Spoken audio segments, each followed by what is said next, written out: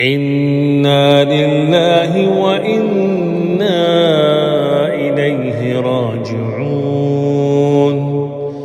ببالغ الحزن والأسى وبقلوب مؤمنة بقضاء الله وبأصدق التعازي والمواساة، أسأل الله أن يرحمها ويغفر لها ويجعل قبرها روضة من رياض الجنة، سائلين المولى عز وجل أن يتغمدها بواسع رحمته ويسكنها فسيح جناته وينعم عليها بعفوه ورضوانه، وأن يلهم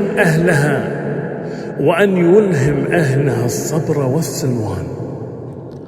اللهم اغفر لها وارحمها برحمتك يا أرحم الراحمين.